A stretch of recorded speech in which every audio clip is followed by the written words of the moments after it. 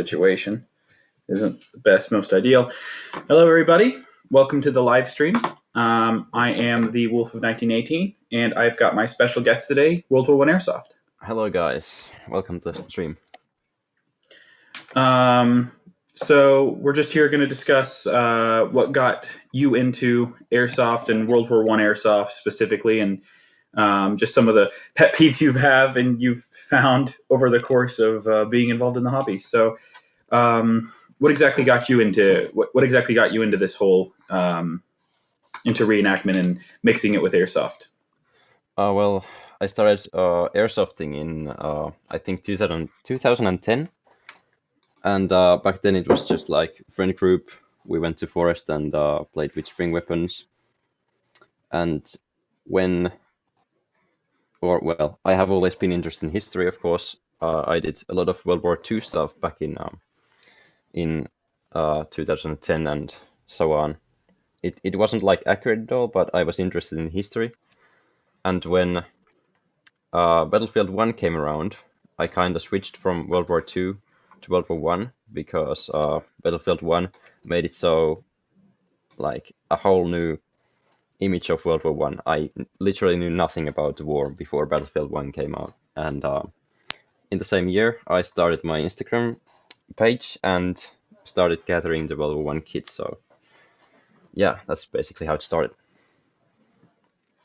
Now it's pretty interesting because like I've been watching your channel for a while now, way back, right after like Battlefield 1 had first come out, like when your channel had first started. So it's been pretty cool just to see through your videos the change of like your kit and the first MP18 you built and all that stuff. How have you been able to sort of? Is it kind of cool to be able to look back at your channel and kind of see your own evolution of your kit and the changes that's happened? Well, yeah, it's I mean, I'm happy that I have like advanced in the hobby. Like, I know a lot more stuff than I know back then, and I'm happy that I have learned so much. And I think I'm at a point where it has become like a constant part of my life. Like back then, it was a like free time hobby, but now I'm doing like weapons on commissions, getting money for them, YouTube stuff and all that kind of stuff. So it's really been an interesting journey. Yeah, definitely. When you started building your first weapons, was that something where you had already had a lot of previous experience building things with machine shop tools and all that, and so you were just like, holy crap, now I can build things like the MP18 and the MG0815 and the Gavir 98 and do these things that no one else is able to really make properly? Was that something that you were just like, holy crap, or did you go, I want to make that and I'm going to learn how to make that with just figure the ropes as we go? It was kind of like I just one day, nobody makes MG0815s in factories. Now there's like MP18 factory made from a airsoft brand, like an actual brand, but Yeah. back then wasn't. But it all started in 2017 when I won the day machine gun, and the MG0815 that we see also in Battlefield 1 in the Elite kits. It just caught my eye. It's so beautiful. And I wanted one, but obviously nobody made them. So being the crafty man I am, always have been in school, I picked like the I don't know, metalworks class thing. So I basically just thought that how am I gonna make this machine gun out of basically nothing? And I made a cardboard prototype, and then I was like, I can switch all this cardboard into metal, but I just need the tools. So Yeah. that was kind of the stepping point to actual like weapon making. Have you ever considered doing things like just the typical MG08 or something like a Lewis gun, or have you kind of figured out, okay, these are kind of the guns that you're going to make, and you're just kind of happy with the amount that you've been able to do already? Well, at the moment I'm quite busy with commissions. I am building Yeah. another MG0815 right now, in fact, and I'm going to the military in January, like in 2 months. So I'm not taking any commissions after this one, but I want to make someday like the heavy MGOA machine gun and probably like more guns. But yeah, every time I make a gun, like doing it again, it becomes like a lot easier because you already know like what you're doing. Fewer mistakes and fewer setbacks, basically. Yeah, so it's easier to do like guns you have done before. So with you being in the community for so long and sort of almost as just finding yourself as more of the figurehead for World War One airsofting on Instagram and on even on YouTube, I'm Yeah. sure that you've seen a lot of things and you've had a lot of people contact you with their like kits and like they're so proud of something that they've seen. Has there been anything that someone showed you where you've just kind of been like, holy crap, why are you doing that? Like with original gear. I know that we discussed using original gear in a group chat, and you vented about certain pieces being used and why they shouldn't Yes. be. Has anyone reached out to you like super proud about something, or just reached out to be like, holy crap, I'm using this original piece? Where you're just like, holy crap, why are you using that in a like maybe Um, it's a cloth uniform or leather gear or something like that?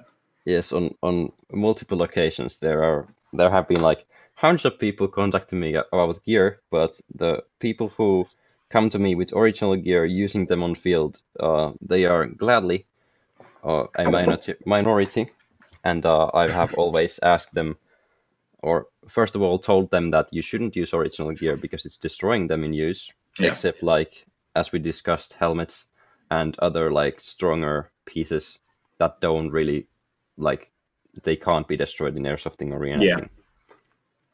But for example, a canvas spread bag that some people use because they're easy to find, that will get torn, it will get mud on yeah, it, it will tear, all that kind of thing. And it's not nice to see relics getting destroyed because those things will never be made again. exactly. There is a limited number of them on this planet, and if they get destroyed, nobody will know for sure what they look like except from photos and documents. So it's nice to have Yeah, those things like physically around. yeah. For me, I have a ton of original gear that I could use if I wanted to, you know. But it's one of those things where I don't really use a ton of original gear when I go airsofting. I might have my helmet and my spade, but that's mainly because you're getting pelted with actual projectiles that if you have something old on you, it's going to chip. It's going to, you could have serious problems in an airsoft when you're versus reenactment events. You're going to be a lot more physical. Reenactment events, you're probably not going to be as physical because you're not hiding from actual projectiles. Yeah, So there's that actual legitimate risk that when you're more physical with an original piece of equipment or an original, God forbid, cloth item like a bread bag, that it's going to get caught on something. yeah, In general reenactment, you should be using original cloth items. That's just stupid. Living history, maybe. yeah. But yeah, like leather gear, more fragile items, things that where the paint could chip.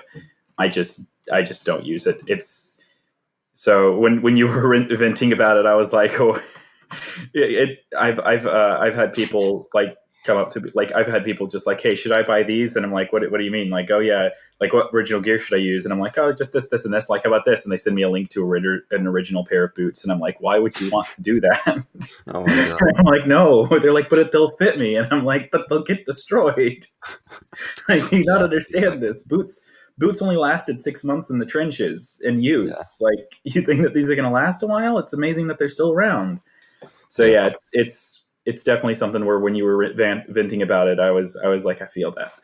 I mean, we Um, can't be mad at new people thinking that it's okay to use original gear, but like yeah, yeah, experienced reenactors who appreciate history, like they should realize that it's gonna destroy the relic. And hmm why do you want to destroy it? Like, what's the point? yeah, exactly. Something interesting though is that there are people who have things that they've bought, and these were like George de Junger has a couple of pieces where they were heavily refurbished, and he bought them for super cheap because of that. Like he has a pickelhaube that was literally torn down and then rebuilt Oh, by some dude, and it was a Bavarian pickelhaube. The dude tore it down, rebuilt it, and stuff was reproduction on it. So he's currently trying to get it back into an original configuration. But it's yeah, something that because it's been so refurbished, it's been cleaned. The leathers had so much work done to it. The liner was replaced. Where he's just like, it's it's basically 90% reproduction at that point with just Yeah. the original shell. So Mm, things like that, it's like, okay, if it was refurbished by someone before you and you didn't ask for that and you just happened to stumble across it, okay, then maybe for general reenactment. But don't add to that amount of stuff that's been destroyed by people who think that it's, good. yeah. And yeah, it's I it's mean, sad to know that there's probably a lot of items that are just gone because people didn't, you know, maybe out of their own, not understanding exactly. of the It has rarity. happened. Yeah, But with the refurbished stuff, there's a kind of a it's a two-bladed sword. Like yeah, you can get an item that has been like stripped and then replaced with repro, and hmm you can't really say that it's a relic still, but there yeah, are some parts of it that are relics. And I don't know if the parts that are relics are strong, like for example in Pickelhaub, if the shell is original, it's not really gonna get destroyed if you use it. You just wear yeah, it on top of your head if you don't throw it on some dude. exactly. Or if you're not using it in airsoft, Yeah, so I think that's okay. But but with like breadbacks or something, if you have original canvas and you start putting repro hooks on it and leather, it's still kind of awkward to use it. I wouldn't. yeah, I actually I'm lucky enough to have myself an original bread bag, and I'm it's one of those things where I'm just like I might on an occasion use it for a living history event because Yeah, reproduction bread bags suck so much, but I'm not going to go and use it in a high energy situation where I'm going to be very physical and be running around, and because that's going to end up crushing it. Hell, I won't even wear it if I'm going to be sitting down a lot because yeah, of it's where under it your is ass. on your exactly of where it is on your person. If I sit down on something and then for whatever reason it gets caught, it's game over. Just because of the fragility of that stuff. Yeah. So Um, I yeah, also think that for photos, standing on like outside taking kid photos, that's yeah, like there's okay to use original gear as much as you want. Maybe not tunics if they like aren't perfectly fitting to you and they are fragile. Maybe don't use those, but yeah. otherwise, sure, why not? For me, I think that if you're taking a picture to try to look like they look back then, there's a lot of items that you probably shouldn't use on your kit that are original. A lot of gas mask canisters, they're rusted over. They don't look like they look like they're antiques, Yeah, with exactly. very few exceptions. I'm lucky enough to have one that looks like it probably looked like back in the war. Things like bread bags, they don't look like they did back then.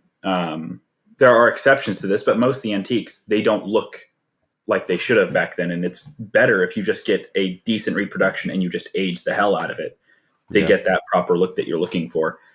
Um, but yeah, taking pic if you have like a good example might be like the belt and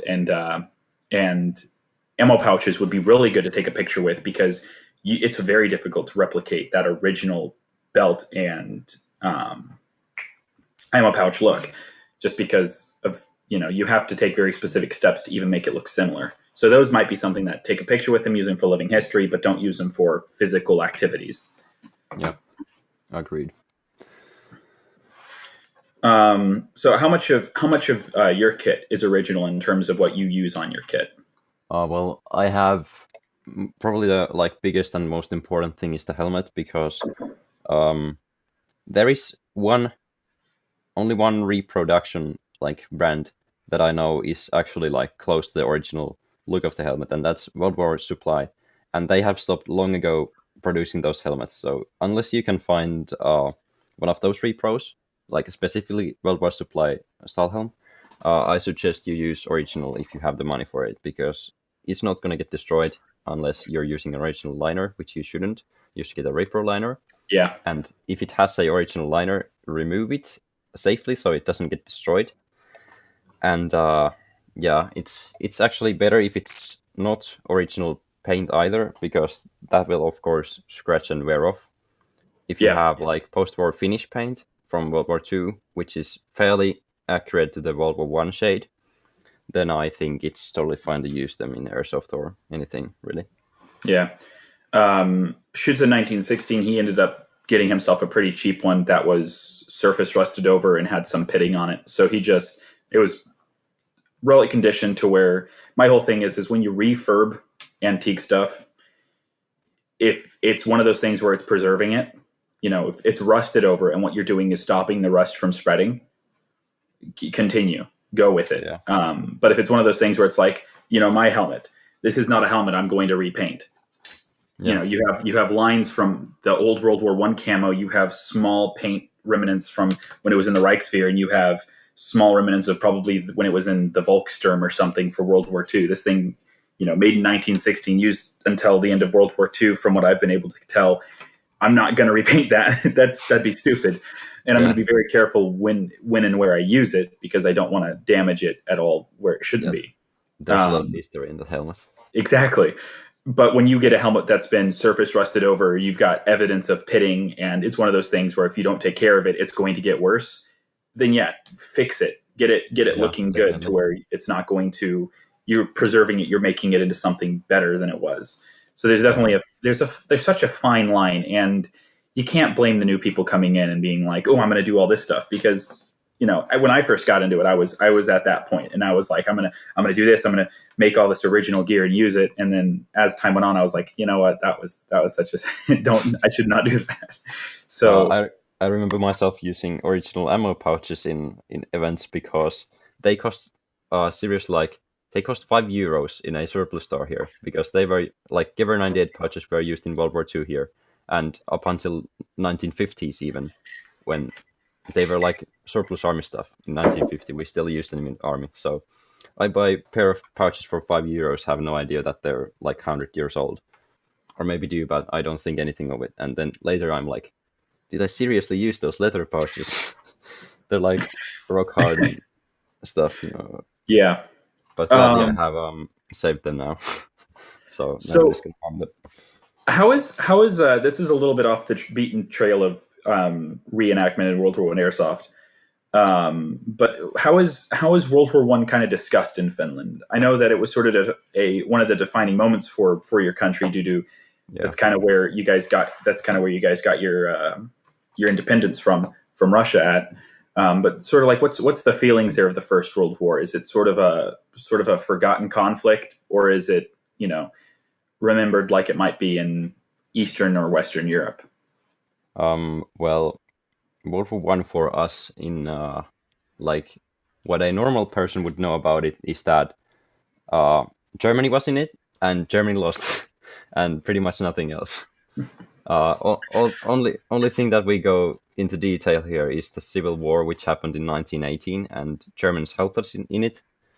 But then it's again getting kind of blurred with the help of Germans in World War II, and they kind of like mix them with each other. But the whole years between 1918 and like 1945 are just sort of a blurred amount of history for Finland.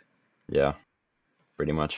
That makes sense. That makes sense. There was several key defining moments to where it kind of makes sense that there's sort of a lack of distinction between them. Yeah. I know that here in the United States, it's one of the things where way too many people just don't even think about. And we had back when the 17th, myself, Schutzen, and another guy, one of our newer members, back when we were going to this living history event, I think about 2 weeks ago, we had someone come up to us and ask if we were supposed to be British soldiers, and that was a first. We've been asked if we were. The different types of questions we get are generally along the lines of the largest misinterpretation was Russian before that, and that is slightly understandable. But yeah, British, that was just out of nowhere, really confusing. A lot of times we'll get asked, "Oh, are you guys World War II Germans?" That's sort of understandable. Sometimes we'll get asked, Cold War. Very rarely is it such a bad miscommunication as like British World War II, and it's just what is going on. but yeah, the with the United States, there's so few people that even like know anything about World War One, and it's a little disappointing. It's just a little bit because that was the war that you know was as defining a moment for the United States as it was kind of for Finland in terms Yeah. of how much it did for the country. It put the United States on the forefront of world global politics and global economy, and put the United States from an isolationist country that no one really considered to the country that everyone kind of was suspicious of being able to really kick some butt, and then at the same time, everyone was looking at for world finances, and no one talks about it. No one Yeah. talks about it. It's kind of So sad though. I mean, yeah, you were still like US was a big part of World War One. Like you really participated in when Finland just, we were glad to even be separate from Russia at any kind of level. yeah, But we had like men go into Russian and German militaries, like to train and fight, but that was like in the hundreds, not even thousands. yeah, So yeah, and also the fact that we used a lot of German gear in our own army, that kind of spreads more awareness that something happened between Finland and Germany, like a yeah. collaboration or something, and people Now, recognize those. now I've been to areas around the Baltic. I was in Estonia for a day back in December. And some of the antique shops in Tallinn were pretty interesting with the things that they had. Based from my experiences with antique shops in the United States, the difference was pretty interesting. Here in the U.S., we've got a lot of antiques from the Old West or the 50s. You'll have the gear of a bunch of U.S. soldiers, but that's about it. I go to the antique shops in Tallinn, and you literally have things that they dug up yesterday in fields, or you'll have SS uniforms. You'll have piles of bayonets and things that they just were left there by the soldiers, and I found that really interesting. Is it Yeah. similar in Finland with the just if you go to an antique shop or a surplus store, you just have all this stuff from World War One and World War Two that's just sitting there? That used to be the case in like maybe 10 years ago, but now Finland's like surplus stores have pretty much dried up of original gear Really? because yeah, because all the fronts that we fought in are now part of Russia because they took the territory. Yeah. And basically only thing that's remaining from like Germans is Lapland war stuff, and that's way up in the north. Nobody lives there, and nobody's eventually like digging up stuff because Gotcha. yeah, it's not getting to like populated parts of Finland. So yeah, we don't have like in Estonia there Soviets and Germans fought there pretty like a lot, and Yeah. that's why there's so much stuff there. So Well, it's it not was really the also the same. last holding point for the Germans in World War Two, right? One of the last pockets that existed during the after Germany surrendered, if I'm not Not mistaken. not I don't know. I don't know about I'm both. just trying to remember if that was if that there. I know that there was an area that where an entire army group was just kind of left there. They were like, "Yeah, we're going to counterattack and beat back the Russians," and then Germany surrendered, and it was just this group that was cut off from everything. It was Norway that the Germans were left. One little pocket, I forget if it was in the Baltic, and then Germany. I mean, I Um, know that the Balkans really didn't want to be part of the USSR, so I don't know. not at all. The Finns definitely didn't. They fought back the Russians for a long time with the Winter War going on. Yeah, we still Um, don't. um, so how do you guys with the trenches that you guys dig, which look freaking amazing? I'm really Thank jealous you. that you guys are even able to do that. Do you guys get like excavators out there, or do you dig all that by hand? I actually have one YouTube video where I have kind of documented how to say it?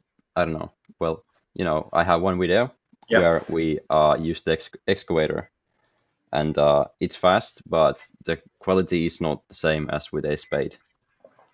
So you guys yeah, gonna have to get in there with the spades and fill it I out mean more, make it look more. we have to do the fine work with spades after the excavator, but it makes it hell a lot faster. Yeah, for sure. We here in California, we don't have very much access to land that we can just dig up like that. That looks decent. All the forests are all public federal land. Oh, So we can't just go there and dig massive trench lines and just, with excavators and be like, yeah, this is our field now. You have to make sure that it's on private land. But then if you yeah. look at the private land, there's just nothing that looks good. And then you have to convince someone, hey, can we just dig up your private land, sir? And everyone who owns private land, they either use it for hunting or they use it for farming. Yeah. So they're like, no. I mean, we were super lucky to find a abandoned field. Like they stopped farming there in 1990s, so Oh, really? it was super lucky. It's actually my friend's family's kind of owned field where we're Yeah. building right now, and it was super lucky to find a field that wasn't actually in use, like in any kind of way. Yeah, that we were really close to finding one here, but then it got sold to someone else. It was like this orchard where I used to live. There was it had like the world's largest almond orchard at one point, but there was an orchard that hadn't been touched since the 40s. So all the trees Wow. were, old. It looked really cool. Just the fallen trees. It looked like an area of no man's land. It was perfect. Yeah. And so we asked the dudes who lived there. They're like, "Oh yeah. Just let us know when you're going to be on there to play airsoft." And we were going to ask him when if we could dig trenches and stuff because no one had touched it since 1950 something. It just wasn't used. Wow. And then they sold the property. And so we talked to the new owners, which was just an awkward conversation because the first owners, they were friends of a family friend of mine. And so it was easy to talk to them. But these new owners, they didn't know anyone. So for their first week, their experiences is some guy walks in and was like, "Hey, I do reenacting for, World War One. Can I dig on your property that you just bought?" It was just something where it was like, this is probably not going to go over well. And they were super interested in what I did, but they were like, "Yeah, we're kind of using this for a nature preserve thing to study animals and whatnot." They were professors at a college about an hour away, and they were using it for that. It's like, okay. But yeah, that's the closest that we've ever got to being able to Wow. do something similar to what you guys are doing over there. Well, yeah, that was close. I'm So sure you'll find a field that suits your needs. yeah, but suffice to say, anytime you post a picture of that, I'm sitting there just like, oh, I need that. Yeah, I mean it's great. It's great.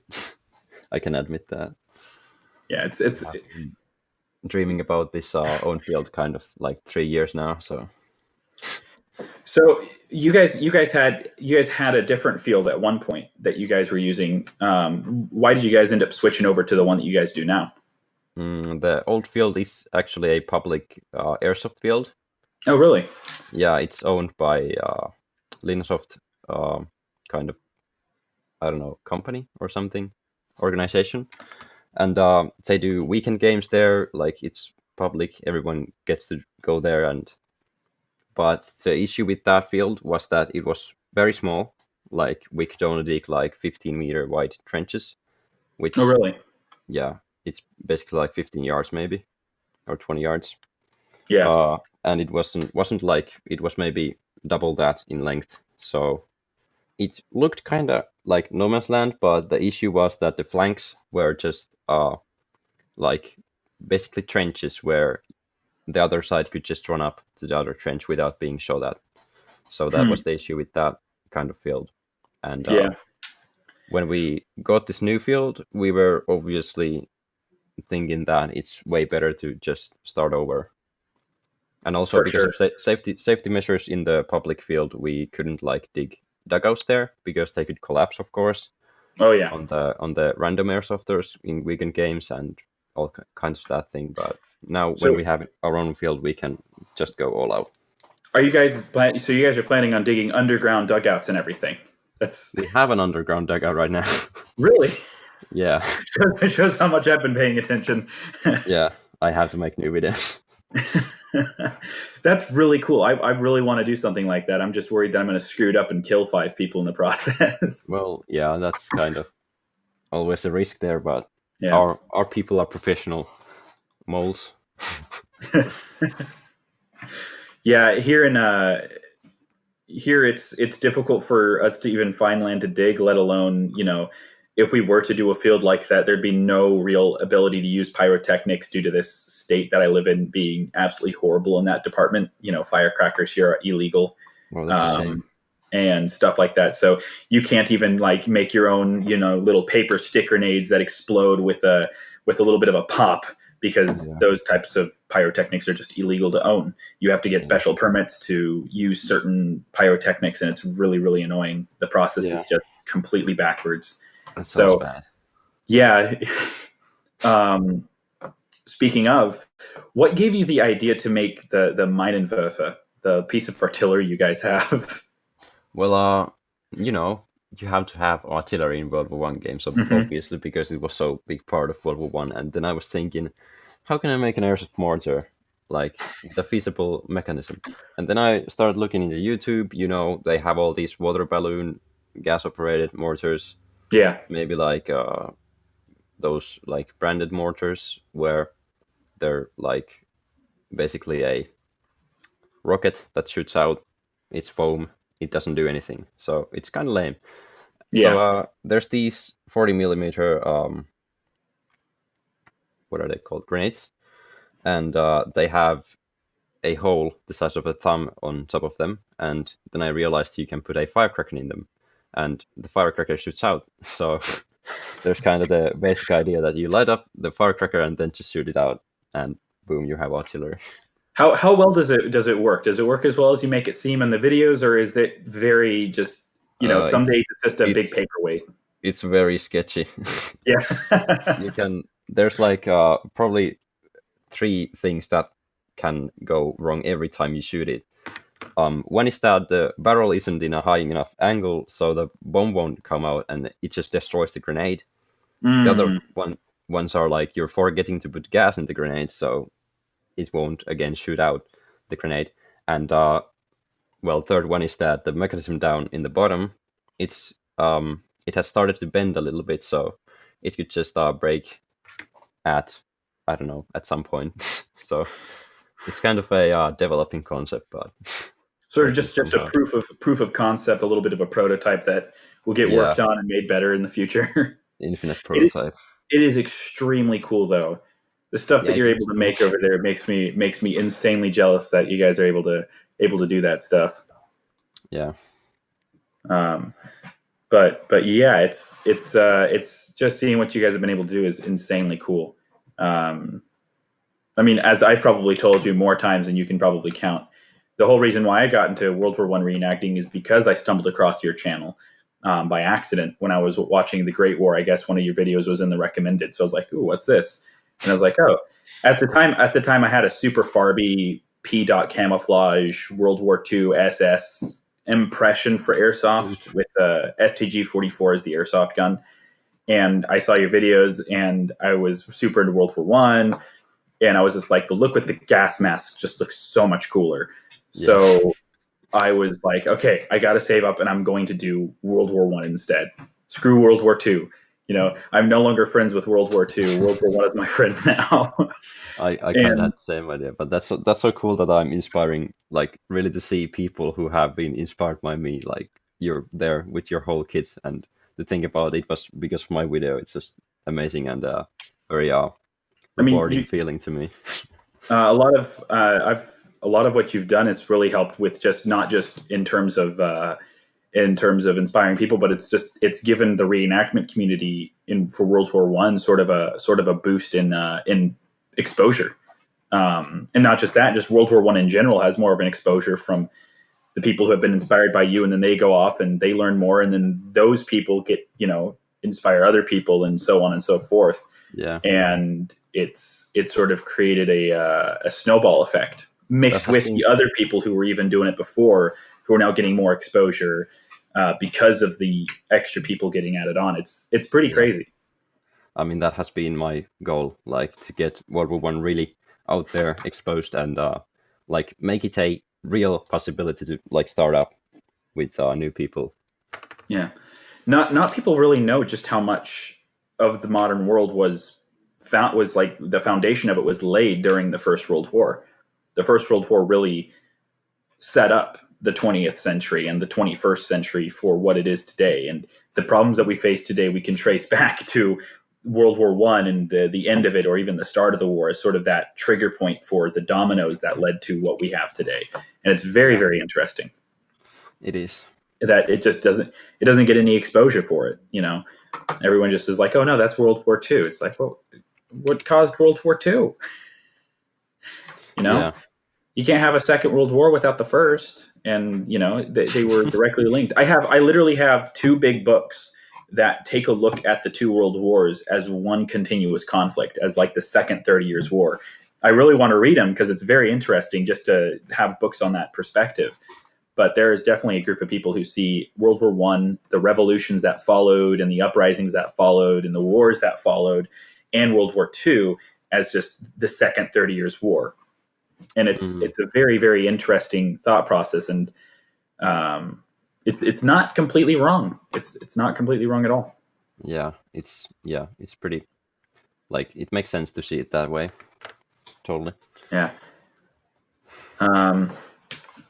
Do you guys have any plans for any sort of final game before you get shipped off to the military, or is it sort of you guys are just working on it for right now, playing the long game for when you come back and have everything set up for a really, really kick-ass game later on? No, we have actually games in about a week, next Saturday. Oh, really? Yeah, World War One games. There's like, I think 30 people have signed up right now. That's awesome. So we're kind of speedrunning the trenches right now to make them playable to the game. Is that what that trailer was for on your channel that you released? 17.